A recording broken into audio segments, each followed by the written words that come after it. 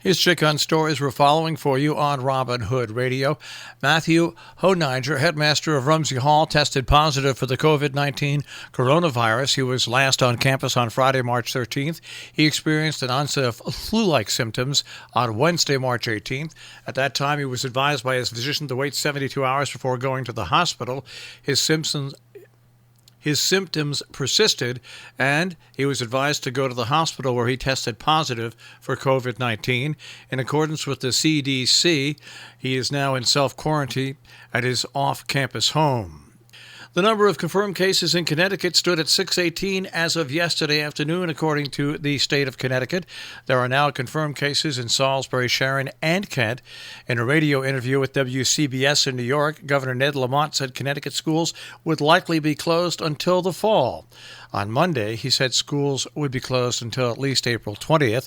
A statement from his office said, quote, "The governor is looking at this public health crisis as potentially lasting a longer period of time than initially thought, which he has said publicly before, that is consistent with the federal CDC suggestions of class cancellations for up to 6 to 8 weeks. The goal is to have frank discussions with superintendents and the education community. As the situation unfolds, the governor is telling school systems they must be prepared for a potentially unprecedented break from classes being held in schools as a result of the virus to ensure students, teachers, staff, families, and parents are safe." Meanwhile, in New York, Governor Cuomo pleaded with the federal government yesterday to deploy its reserves of ventilators and medical gear to the state, warning that the virus cases are spiking more aggressively than the state had originally anticipated.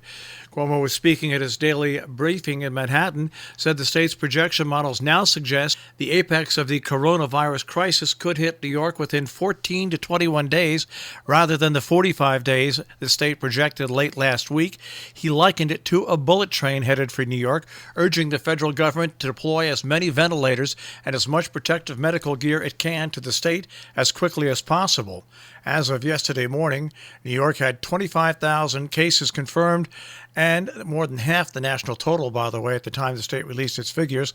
Of those, 3,234 cases resulted in hospitalization and 210 resulted in death, according to the state's figures.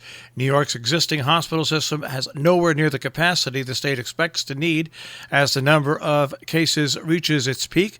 The state has worked with the President's administration to begin building temporary hospitals in 4 downstate locations, including the Javits Center in Manhattan and in Westchester County Center in White Plains.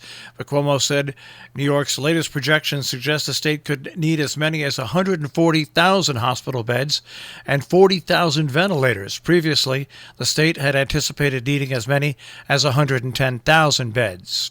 In Massachusetts, a Berkshire County woman is among the dead after succumbing to the coronavirus on Tuesday. From the Massachusetts Department of Public Health, 2 women, one in her 60s from the Berkshires and one in her 80s from Middlesex County, have died from the coronavirus-related illness, bringing the total number of deaths from the COVID-19 in Massachusetts to 11. The women had been hospitalized and had underlying health conditions. The coronavirus cases have risen to 37 now in Berkshire County, up from 26 cases on Monday. Massachusetts reported Tuesday afternoon those figures. The DPH also reported that 2 more residents have died from the virus and its complications. They released their figures statistically at 4 p.m., including county and state data. The number of the cases in Massachusetts shot above the 1,000 level for the first time yesterday, a dramatic increase over the previous day's tally. New Department of Public Health figures show 1,159 cases of the respiratory illness in the state, up from 777 on Monday, for a 49% increase in just one day. Additionally, 752 cases are under investigation, according to the Department of Public Health. The Appalachian Trail is no longer a viable space to practice social distancing.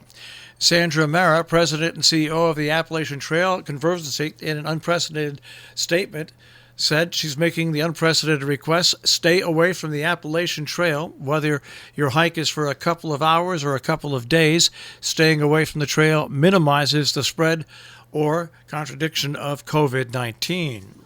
Mark Molinaro is hosting a COVID-19 town hall today at 2 p.m., which will be streamed live on Dutchess County Government's Facebook page to provide the latest information about the evolving health situation, the county's response, including Dutchess Respond relief efforts, and to answer questions. During the live event, residents can ask questions via Facebook comments. More information about Dutchess County's efforts, as well as the latest vetted information about the coronavirus, are available at dutchessny.gov/coronavirus, and residents can call the county's coronavirus hotline 845-486-3555. Updates are also available through Dutchess County's government's Facebook page and also their Twitter feed. Great Barrington is conducting a test of their Code Red emergency alert system at noon today. Residents who have signed up for the Code Red alert system can expect test emails, text, and or automated phone calls. The test is intended to make sure that the system is operating properly and that residents are signed up to receive messages during a period of COVID-19. If townwide communications are required, Code Red will be used. Anyone signed up for Code Red who does not receive an alert is asked to contact the town's email inbox for COVID-19 information at ksmith@townofgb.org or call the town hall 413-528-1619 extension 3. To sign up for Code Red, visit on the web townofgb.org. The town of Great Barrington has also implemented an email account till further notice that will be dedicated to non-emergency questions and concerns during the public health emergency. COVID-19@townofgb.org. Select Vice Chair Ed Abrams has volunteered to answer emails and provide essential information on a variety of issues. Our business brief, underwritten by Morgans at the Interlaken, interlakenin.com, and Salisbury Bank, salisburybank.com. The Dow Jones Industrial Average rose 2,112 to 20,704.91 yesterday.